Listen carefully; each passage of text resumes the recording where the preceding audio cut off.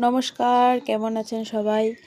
তো দেখুন, আজ আমরা চলে এসেছি আমাদের জমিতে, এই যে ধনে খেতে।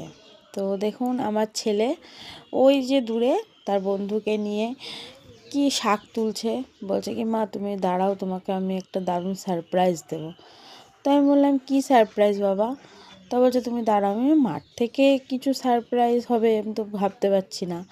তা কিছু একটা তুলছে, আমি বুঝতেই পারছি। তা আমি বলছি, কী তুলছিস তোরা? বলছে, দাঁড়াও দেখো কী তুলে নিয়ে এসেছি তোমার জন্য। এক বোঝা শাক।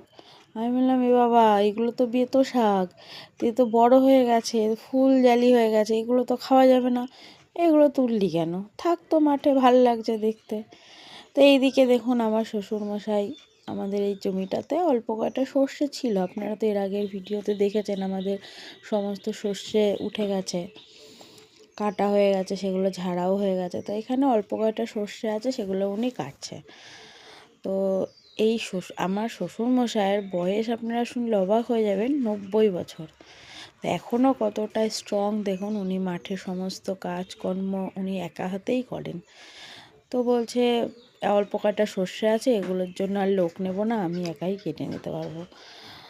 তো দেখুন, এই যে বেশি নেই, অল্প কটাই আছে। তো আমার ছেলে বললো, দাদু দাও, আমি একটু চেষ্টা করি। ও যদিও বা কোনোদিনও সর্ষে কাটেনি, তো দাদু ওকে দেখাচ্ছে যে, দেখ এখানে অল্প কয়টা আছে, পারলে কাটতে পারলে কাট। তো ও চেষ্টা করে প্রথমে পারছিল না, এবার ওর দাদু ওকে শিখিয়ে দিচ্ছে যে দেখ এইভাবে ধরে অল্প অল্প করে আগা নিয়ে তুই দেখ কাটতে পারিস কি না।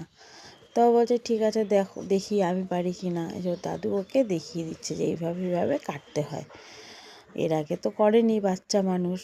ঠিক আছে, এবার বলছে, হ্যাঁ আমি পারবো, দাও দাও। তারপরে দেখুন, ও এবার নিজে ধরে কাটা শুরু করলো। তো দেখুন, আমার ছেলে তো নিজের কাজেই ব্যস্ত। ও পারুক চাই না পারুক, ওর এই চেষ্টাটাই আমার কাছে অনেক।